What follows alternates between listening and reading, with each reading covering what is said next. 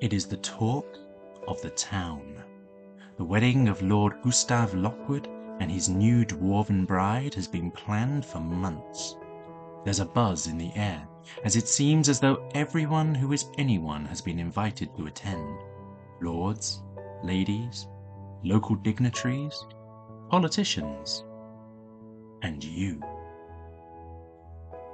Alright, D&D one-shot time. So here we have a fun little one-shot that I made for D&D for a party of 4 people at around levels 5 or 6, depending on how difficult you want to make it. So the whole one-shot is built around the idea of a wedding.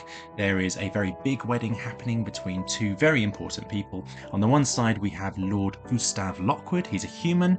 He's a very rich, landowning aristocrat, very sociable, very well-connected, but still a man of the people, and he's quite well liked. So this wedding is actually his second marriage.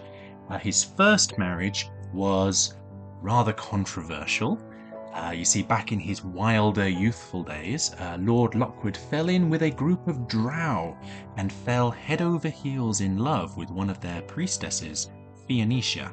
Now, the 2 of them married in secret, and once this fact came out, it was incredibly controversial, to the point that it almost ruined Lord Lockwood's family and their social standing.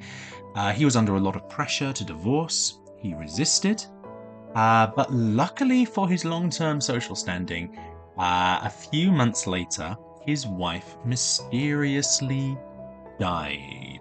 She got sick. She passed away. Now, obviously this fact set a lot of tongues wagging. There have been rumours swirling around ever since that it was Lord Lockwood's own father who orchestrated Phoenicia's death, but no evidence ever came out proving one way or the other, and ultimately, it's just a drow. Who cares? Well, now here we are 20 years later, and Lord Lockwood is getting married again, this time to a dwarf, the Lady Helga Thornbeard. Now, her family are very rich miners who just so happen to have discovered a rich seam of gold running underneath Lord Lockwood's estates. So this marriage, therefore, is a rather tidy little business contract, as it's a very easy way for Lord Lockwood to grant rights to the dwarves to dig under his ground in exchange for a commission on top. It's a much less controversial marriage, much better for everyone involved. Even though it's obvious that there is no love here between these individuals. How could there be?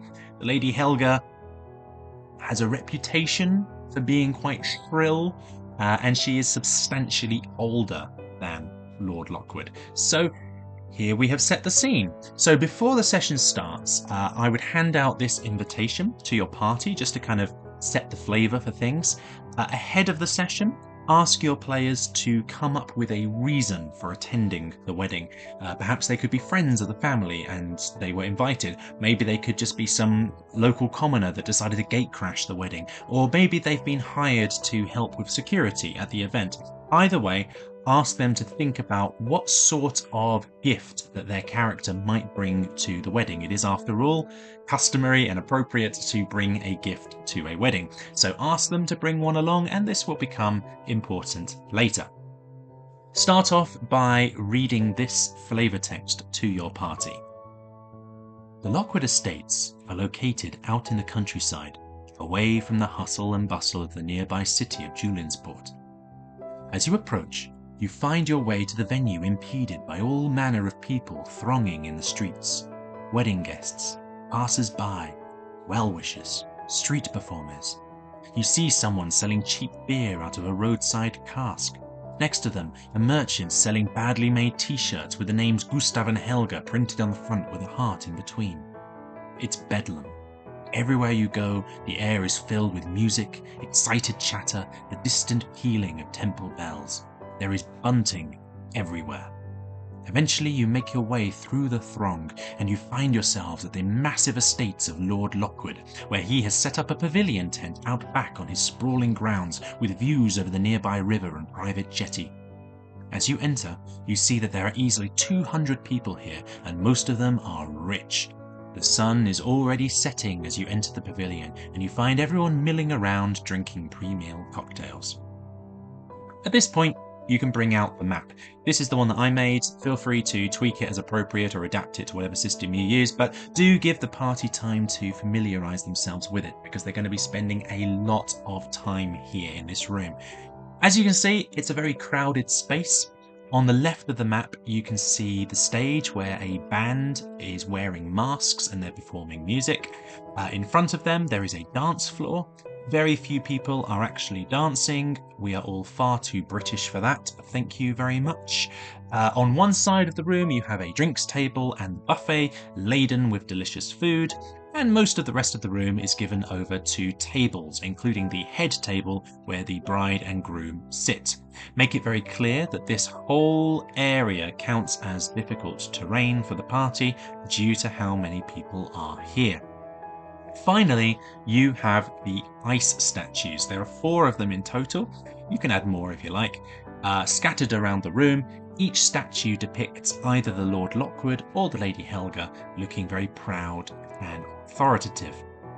There are 3 entrances to the pavilion tent. As you can see, we have 2 doors, tent flaps, I guess, both of which go outside. This door, on the other hand, backs up onto the Lord Lockwood's estates, and it is through this door that your party first enters.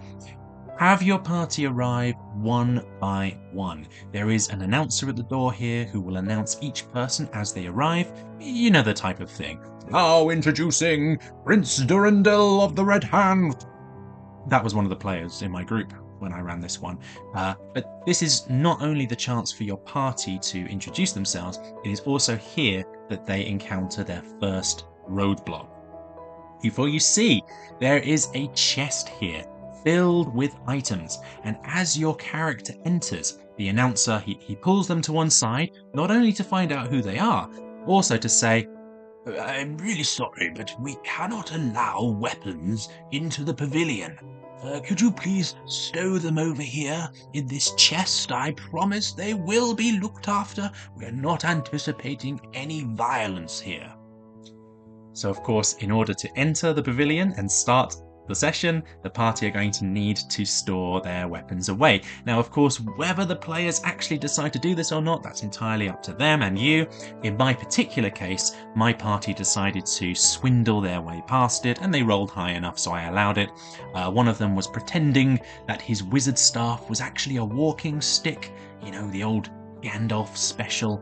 It's fine, but they were able to sneakily get past it. But in doing so, you do set up the idea in the party's minds that there are a lot of weapons and items stowed in this chest, and if you are so inclined, you might even allow them a brief glimpse of what is in there. And in my case, I added a dagger of venom, a +1 hand axe, and a necklace of fireballs with a single bead. You can change this list if you want to. It's not important what's in there. But anyway, one by one your party arrives. So they look at the seating plan and lo and behold, they have all been placed together on a table. What are the odds? Make it very clear that the seating plan has very obviously put them together as afterthoughts and also rans, you know, just kind of tucked to the side next to the children's table. It's a little bit of an insult to be there, to be honest. But give your party the chance to get to know each other and then give them free reign of the pavilion tent. Now this next part of the one-shot will of course be quite freeform, depending on what your players decide to do, but allow them the time to investigate and schmooze with the other players to their heart's content. Obviously what you do here will very much depend on the type of party that you have and how comfortable your players are with roleplay. In my case, one of our players was playing a grung for some unknown reason, and he was desperate to poison everybody at the wedding, so he went straight to the buffet and he was touching all of the food, and I had the other guests kind of reacting to this in horror, and the chef came in and tried to chase him away. It was all a bit of fun. We also had a kenku in the party. It was a weird party. And we roleplayed that everyone was very confused what he was doing here, and they kept mistaking him for one of the servants who was also a kenku, because, you know, all kenku look the same. It's up to you what you want to do. But during this section, there are several key bits of information that your party can learn. So firstly, on a passive perception of 10 or higher, the party will see that there is no sign of the bride, Lady Helga, in the room. They can see Lord Lockwood over here, surrounded by well-wishers, but of the bride there is no sign. Lord Lockwood, for his own part, he's obviously looking very dashing, very handsome, but on a successful DC 12 insight check, he does look a bit nervous. He keeps glancing at the timepiece in his pocket, kind of looking away into the distance, and you get the sense that there's something a bit forced in his smile. It has a kind of glassy look to it. And if you approach him and you talk to him, he will appear distracted and a bit dismissive. He'll kind of take your hand, "Oh, thank you very much for coming," and then move on to one of the other guests. Next, by talking to the guests and rolling a successful persuasion check, you can decide the DC. They can learn all about this scandal surrounding Lord Lockwood. So they can learn about his first wife, her mysterious death, and how this new wedding is much better for everyone. Do gatekeep this information a little bit. It's not essential that the party learn this information, but it does put into context some of what happens later. Next, with a DC 12 perception check, the party will notice that the music at this party is terrible. The band are surprisingly bad at playing, considering how upmarket and elite this party is. You know? If they decide to investigate this further, with a DC 15 perception check, the party will see through the masks that the band are wearing, and they will realise that they are in fact drow. If you attempt to speak to the performers at any time, they do not speak Common, only Undercommon and Elvish, and if you try to speak Undercommon or Elvish to them, they will tell you to go away and not bother them while they are playing. Next, on a passive perception of 15 or a DC 15 perception check, their party will see that band are not the only drow at this wedding. There is in fact a man standing tucked away in the corner of the room, clearly not wanting to be seen and looking a bit uncomfortable about being there. This is a male drow wearing what appears to be priest robes. Now, a successful religion check of DC 12 at this point will reveal that male drow don't normally become priests. That's kind of unusual. The drow god of Lolth is usually quite anti-men in general. Most of her priests are women. So if you do attempt to talk to this man, he will reveal his name to be Timit Pai. He is indeed a priest, but if you mention Lolth, he will be offended. He tells you that not all drow follow Lolth. In fact, some are looking for another way. The goddess Elistea, he says, will return the drow to the light and will allow them to one day rejoin their surface brethren. However, he isn't much for talking, and he will quickly try and slip away from the party. Roleplay him as being quite suspicious towards the party. He doesn't know you, and he is used to being bullied and mocked and ignored because of the fact that he's a drow. So while he's not hostile exactly, do make it clear that he doesn't really want to talk to you. However, with a successful charisma check of DC 15, you might be able to get him to stick around a bit longer. If the party press, they might, for example, learn that this man is in fact the father of Theonetia, Lord Lockwood's first wife, who tragically died. Why is he here at the wedding? Well, because Lord Lockwood invited him to be here. He doesn't need any other reason than that, surely. Now, in truth, and I'm only telling you this because I like you, both he and Lord Lockwood are in cahoots and they are planning something together. But obviously, don't reveal this to your party, even though it's kind of obvious. So at one point during this section, Timit Pai will attempt to slip away from the pavilion. Whether your party sees it or not is entirely dependent on how well they've been rolling, I guess. But if the party do decide to follow him, he has a passive perception of 16, so you would need to roll a group stealth check above this level. And if he does see you, he will immediately cast Dimension Door and vanish. If you are, however, successfully able to follow him, he goes to a room out the back on Lord Lockwood's estates. This room is adjacent to the kitchen, and it's kind of like a holding area where finished cooked items are placed by the kitchen staff before then being taken out into the pavilion by the catering staff. So here the party has the chance to see for the first time a massive 7-tier wedding cake. It looks incredible. Timid Pie, you will see, will pray in front of this cake to his god, and then he will leave the room. He does, however, use sleight of hand during this time with a DC of 18 to swap the knife that will be used to cut the cake with a different identical looking knife. Only a perception roll of 18 or higher will notice this change. If you choose to confront him here, he will immediately cast Dimension Door and puff away.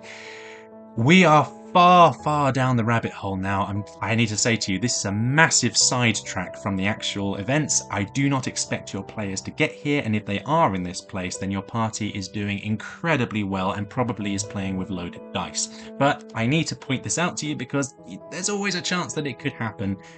So I will tell you now, freely, that the wedding cake is in fact a large mimic, and the knife is a knife of polymorph. Anyone who touches the knife will immediately be transformed into a roper, which is hostile towards the party.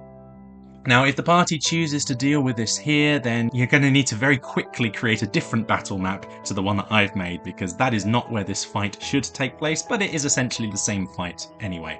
But it is easier for everyone involved if you just try to keep the party out of this room. The easy solution is just to have Timid Pie spot the party and Dimension Door away. That's what I did when this happened to me. But now you know what he's really doing, and you can improvise your way around it if you want to. Anyway, back to the wedding venue. So with a DC 20 perception check, a very high check, you notice a chandelier, a very beautiful chandelier, hanging in the middle of the room. You feel that there's something magical about it. The way the light bounces off it, it's not quite right. So a successful Arcana check of DC 12 at this point will reveal that the chandelier is in fact casting an anti-magic field over this entire area of the dance floor. No magical spells at all can be cast in this area. Obviously, Detect Magic cast in the room would also spot this, since there would essentially be negative magic here, and obviously if the party previously attempted to cast spells here, then they would notice this effect because they wouldn't be able to cast spells, and then the DC to spot the chandelier can be dropped appropriately. Next, the food and drink. If the party decides to take some food and drink, have an NPC servant step in before they take a bite and just snatch it away from them. Be like, it hasn't been tested yet, and then they will snatch the food away from you and take a bite out of it. They'll kind of chew it for a moment, wait, and then smiling, they will inform you that yes, it is safe to consume. If you ask them what that's all about, the servant will simply say that the bride and groom insist that everything be sampled by food tasters before being served to the guests. He has no idea why, he just does what he's told. Lastly, a note on the ice sculptures. If the party investigate the ice sculptures, make it clear that these sculptures are startlingly realistic. Detect Magic would show that they are indeed magical in nature, conjuration and illusion magic to be precise, and this is what has allowed them to look so realistic. And if they are so inclined, the party can indeed attack the ice sculptures. It doesn't really matter. They have an AC of 12, 33 hit points, and they are vulnerable to fire magic and immune to poison, psychic and frost damage. Obviously the other guests will not be best pleased if you destroy them. It will make a big puddle on the floor. Hey, it's your table, and some tables are just like mine is. Now at this point you should be about 45 minutes to an hour into the session. Now once the party have had a chance to get this lay of the land, at any point you can move to the next section with the start of plot. So at any point, a human male called Quevin Delort will come over to you. Quevin approaches the party slightly apologetically. He reveals himself to be the best man at the wedding. At this point, a passive insight of 12 or higher would reveal that his accent is betraying him to be of low birth and common stock. So it's a bit surprising to you that he is the best man at this wedding. But if you question him about this, he will tell you that he has been a friend of Lord Lockwood since childhood. They grew up together, he squired for him, that sort of thing. And it checks out, he's telling the truth. But do tell your party, however, that there is a slight air of frustration in this man. He seems very stressed about something. So the reason he's come over to your party is because he notices that you are outsiders and you look like you can handle yourselves. So he will quietly come over and just ask if he can borrow you for a moment. And he tells you something's got to be done about the bride, Lady Helga. He has had it up to here with her. If the party ask why, then tell them that she is stir-fry bonkers. She's a very superstitious lady, and for some reason she has got it into her head that someone is trying to kill her.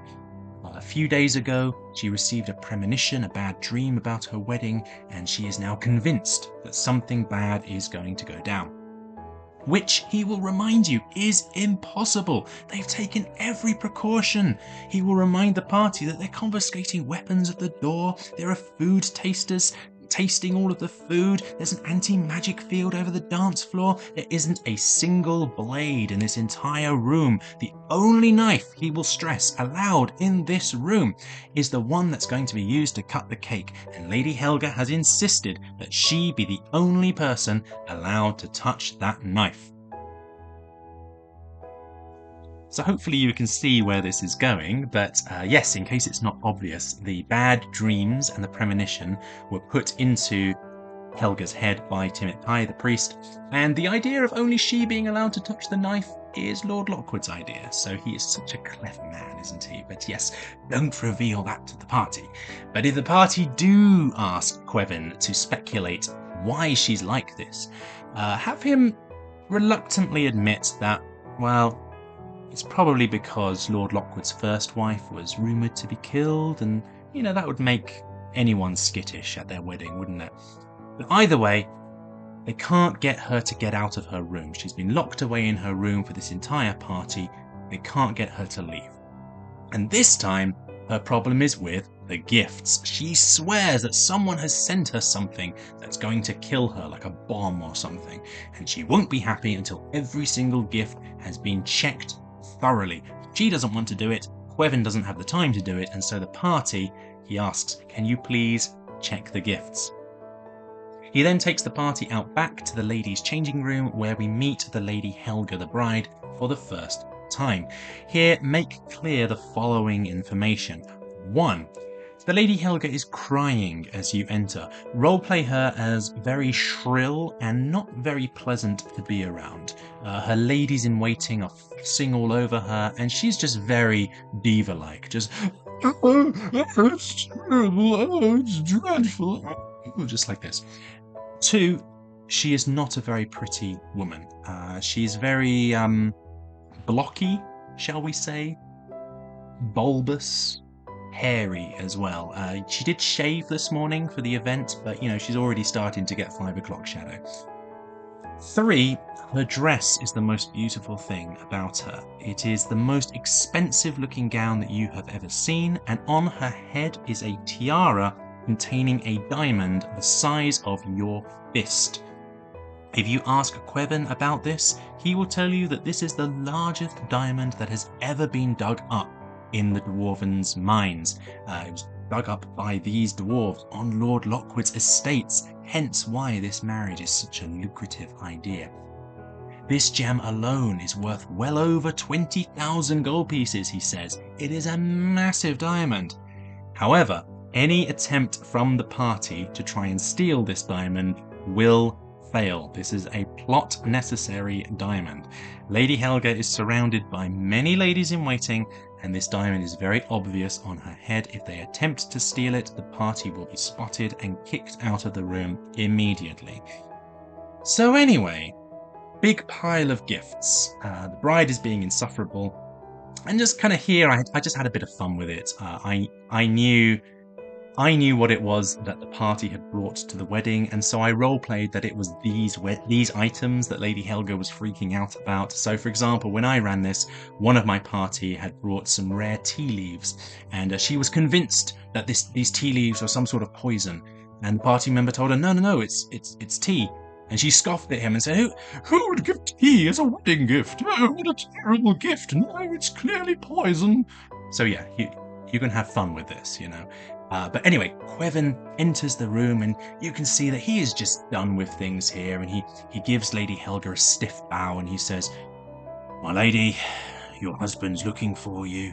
You need to make an appearance out there." And he's just kind of rolling his eyes at her, and he's just like, "Look, I brought you some help. Your husband's looking for you. You need to go out there. You need to have your first dance and cut the wedding cake, all that stuff. These people will look through your gifts." So she leaves reluctantly, and the party are free to rummage. And so here I gave them some items locked away behind DCs. They had to roll an investigation check, and I had a list of items behind DC 10, DC 15, DC 20, and so on. In my case, I think DC 15 was a potion of healing, and behind DC 20 was some really great magical item. But regardless, whatever they roll, the one item that they are guaranteed to find is a folding boat. Check the DM's guide for that. It's a real item. It will be useful later. So anyway, upon returning from the gifts to the pavilion tent, the party will notice that a few things have changed. For one, a massive 7-tiered wedding cake has been brought out onto the dance floor, and it's standing in the middle, bedecked in icing and ribbons, and you see that Helga the bride has finally entered the pavilion, and she's standing next to her new husband, looking very puffy and swollen with tears. Now at this point, Quevin, the best man, will step forwards, clinking on a glass. Hush falls over the wedding hall, and he says, "Thank you for coming, everyone. It's been a day, hasn't it? Anyway, not one I'm going to forget anytime soon. But no, absolute joy and privilege to be with you all today. I might be from common stock myself, but Lord Lockwood has been like a brother to me for many years, and from the bottom of my heart, I truly hope that you have as much joy in this marriage as well I've had in helping to prepare it. So to the Lord and Lady Lockwood." And everyone raises their glasses and they drink, and he says, "And now, we're going to do things a little bit different from normal. The bride, she's a bit nervous today, understandable, so we're going to ask her to cut the cake first before we sit down to have food, just to make sure there are no sharp objects around for the rest of the evening, my lady." And here he steps forwards, and you see that there is a knife on a silver platter, and he's like, "I assure you, my lady, no one else has touched this knife at all. It's only for you." And so she will take the knife, and Lord Gustav is smiling with a glassy smile that doesn't touch his eyes, and Lady Helga is visibly trembling as she picks up the knife very quickly, and she steps towards the cake, and as she cuts into it, you see the top 2 tiers of the cake suddenly flip back, revealing a sharp row of teeth, a huge lolling tongue that falls out from within, and suddenly the cake shifts into action and takes a bite towards the Lady Helga, revealing itself to be a giant mimic. And just as it's about to bite her, Lord Gustav leaps forwards, pushes his new wife out of the way, and the cake chomps down onto his arm instead, restraining him as it bursts into life. There is a single moment of stunned shock in the room, and then pandemonium breaks out. You see guests screaming and running for the doors. You hear Lord Gustav cry, "Help! It's got my arm! Help me!" You see some of the band jump down from the stage, and then they try to wrestle Lord Lockwood away from the cake. And suddenly, over all of this, you hear something else. The shrill, unmistakable sound of the Lady Helga. And she's like, "No, what's happening to me?" But she isn't looking at her husband. Instead, she's looking at the knife that's in her hands, and this knife that, remember, only she be allowed to touch. And as you watch, this crackling blue field of energy flows out from the knife to encompass Lady Helga, and she starts to change. You see her growing bigger and bigger, her skin turning a grey colour and seeming to harden like it's turning to stone. Her eyes grow larger as they seem to fill her entire head, and then suddenly, with a chilling scream, her wedding dress bursts open, and from within, dozens of tentacles whip up to the sky as you realise that the bride has been transformed into a roper, and it is angry. Everyone rolls initiative. Lord Lockwood goes on the initiative count of 20. Now, Let me just make clear to you the setup in this fight. So as I already mentioned, this whole dance floor area has an anti-magic field which has been projected onto it from the chandelier overhead. The chandelier can be destroyed. It has an AC of 13 and 10 HP, and once destroyed, the anti-magic field goes away. This area here contains a lot of terrified wedding guests, so this whole area counts as difficult terrain because you are trying to get through the stampede of people making their way to the exit. Remember, over here you have a weapon stash if you need it. Now, during his first turn, Lord Lockwood will successfully break free from the grapple. A high passive perception would reveal that he is bleeding heavily from his arm where it was bitten. Band kind of gather around him and they whisk him out of the back door away from the fight. Then, at the end of the first turn, the 4 ice statues that I mentioned earlier will come to life and will reveal themselves to be animated armor. Use the animated armor stat block from the monsters manual, add in a vulnerability to fire damage and an immunity to frost damage. It's a tough fight and there's a lot going on here, but eventually the roper will be brought down and it will revert back into Lady Helga. The fight is over. By this point you should be about 2.5 hours into the session, and I gave my party a 10-minute IRL break. When they got back to the table, immediately have the best man rush over and place a blanket over Lady Helga to preserve her modesty, and obviously he's very freaked out by what's happened. The fight is over, everyone's dusting themselves down, the tent is now mostly empty, the crowds have dispersed, a couple of servants have rushed forward to see if anyone needs help. You see the unconscious form of Helga on the floor, wedding dress ruined. Quevin, the best man, he's like, "Well, it's a good thing that you guys were here." And as he's talking to you, you see Lady Helga kind of waking up, and she's like, "Gustav, where's my husband?" And suddenly everyone looks around and they realise, yeah, actually, where is the groom? He's kind of disappeared. No one remembered seeing him leave. And at this point, Quevin will say to you, "Look, I'm really sorry to impose upon you again after all that you've done, but I need to restore some order here, just make sure everyone's safe. So can you please find the groom?" And so he will go off and start calming guests down, and then you've got a chance to do a little bit of investigation. It won't take very long. So it's a really simple series of investigation checks. If they do perception or investigation, this is what they're finding. So first of all, let your party know that regardless of what role they do, there is no sign of Lord Lockwood anywhere. Secondly, the band are also revealed to be missing, as is Timid Pie, the Drow priest. Otherwise, all of the guests are accounted for, albeit a few of them are now dead. Now, most of them seem very shaken up, and in the usual way of aristocrats, they're kind of making it all about themselves. They're kind of like, "Did you see that thing, Eustace? I was close to being eaten myself." Yeah, I quite like playing aristocrats. Now, on an investigation roll of 12, the party will see that there is a trail of blood leading outside the tent from Lord Lockwood's arm, which was bitten during the fight.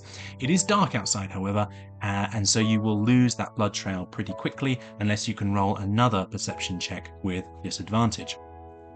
Alternatively, if they do lose the trail, they might be able to find a set of tracks outside, also on a disadvantage.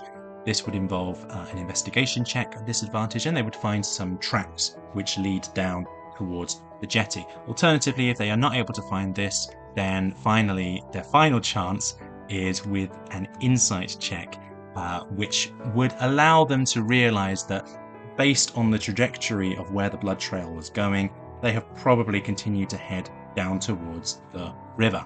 So regardless of whether it's the tracks or the blood trail or your own insight, whatever you roll well in, it will lead you away from the pavilion tent down towards the jetty on the river, the private jetty. And if you look there, you will see that there was definitely a boat moored here very recently. You see a cut rope that was tied to the jetty. The boat is missing. Now at this point, if the party go back to Quevin and try and tell him what they found, he will be convinced that this was all a distraction. Obviously, this fight, they were all so busy attacking the monster that they didn't realise it was Dark Elves all along. They must have kidnapped Lord Gustav. It must be a revenge plot. It's the only thing that makes sense. They want revenge for the death of his first wife. Now remember that folding boat from earlier? So the party can take that and they can then use it to travel downstream a little way, and here they will find the entrance to a cave. It looks like the entrance to a dwarven mine that has been abandoned. And as you approach, you will see flickering light from a campfire and bring out this battle map. You hear hushed conversation in Undercommon.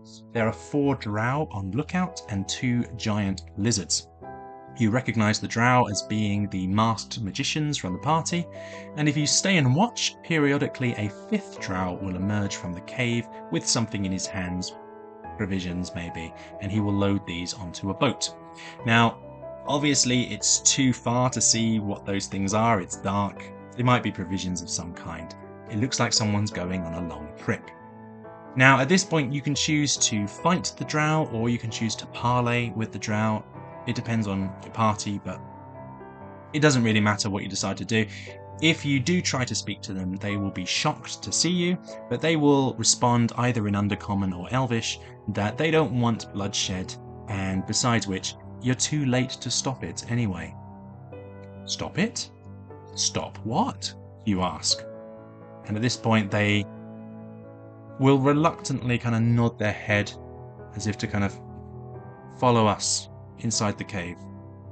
If you follow them inside, or alternatively if you kill all of them and just go into the cave because it's the only direction to go in, you'll find that the cave kind of twists and winds for a couple of 100 feet before opening up.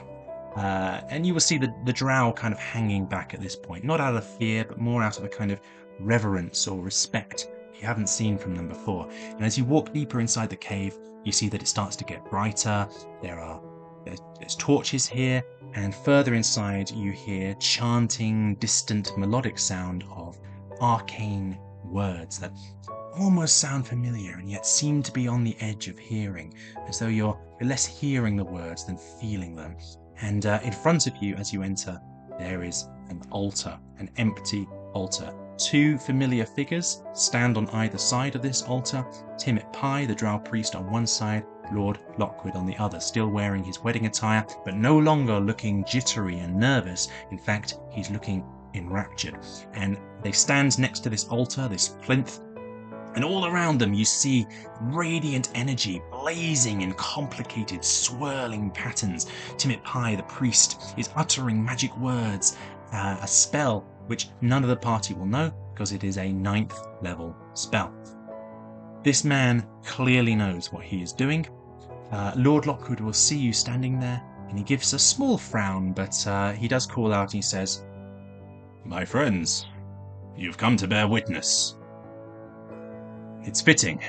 All wedding ceremonies need witnesses. You can't stop it. It's too late. My wife will be returned to me. You must know by now that not all drow are evil. These people, their tribe has rejected Lolth. They rejected the darkness and the fear. Fionisha, my wife, priestess of Elistrea. She is their chance at redemption. Our children will be half-elves. They will be born in the light, not the darkness. We are the means of their salvation for these drow who for so long have been hidden away from the world. It is their way of returning to the surface." And here you see him hold out the diamond, the one that is bigger than your fist, that was previously in Lady Helga's tiara. And as you watch, the swirling energy is absorbed into this diamond, which suddenly glows a brilliant white light and then shatters into 1,000 shards of light which slowly settle over the plinth like confetti in the shape of a sleeping woman. Shards grow brighter, and Timit Pie's voice rises to a crescendo as finally, in a blaze of radiant energy, the spell which you now realize is true resurrection is completed. And you see this beautiful drow woman lying on the plinth. At first she seems dead, but then she takes a ragged breath, and then another, and you see Lord Lockwood just shriek with triumph. Yes! And he gathers the girl into his arms and he holds her tightly. It's finally, my darling, my love. I thought I'd lost you forever. And then he tells the party, he says, "My friends, today you have borne witness to a moment of great change. My wife has been returned to me, my true wife. Praise Elistrea, I thought she was gone. But I will not be going back there. My family killed this woman that I loved, and so they can believe that I am now dead in turn. I faked my death here today. Tell everyone that I died here. Tell them that you found my body, please. It's for the best for everybody. And send my apologies to Lady Helga. I bear her no ill will. I never wanted her to be hurt by this. She'll probably think I've treated her poorly, but everything that's mine, all of my money, because of our wedding today, we are legally married. Everything is now hers. My land, my titles, my riches. She can have all of it. The only thing I've ever wanted is right here." And he lifts up his drow wife in his arms, and he walks down towards the moored boat, and they get in and cast off down the river. And the party watches as they sail away, and truly this will be a wedding that none of them will ever forget. Alternatively, at any point your party can choose to intervene and try and stop this cutscene by fighting or by talking, in which case if they do choose to fight, then Timid Pie is a level 17 cleric of the light domain, and Lord Lockwood uses the veteran stat block from the monster manual, and there are 4 drow and 2 giant lizards. It is not an easy fight to win, putting it mildly. But yeah, that's the one-shot. Ends things on a rather sweet note, I think, which is kind of odd for D&D, you know, true love prevailing overall. But I hope you like it. It's a bit saccharine, but it might work in certain circumstances. Feel free to use it if you want to. In the description below, you will find all sorts of things related to this one-shot. The notes that I just read through, maps, stat block, all that good stuff. Feel free to customize it as much as you want to, and if you do run it yourselves, let me know how it went. I would love to get feedback from you. If there's places where you think it could improve or be tweaked or all of that good stuff, let me know. But until then, keep on rolling.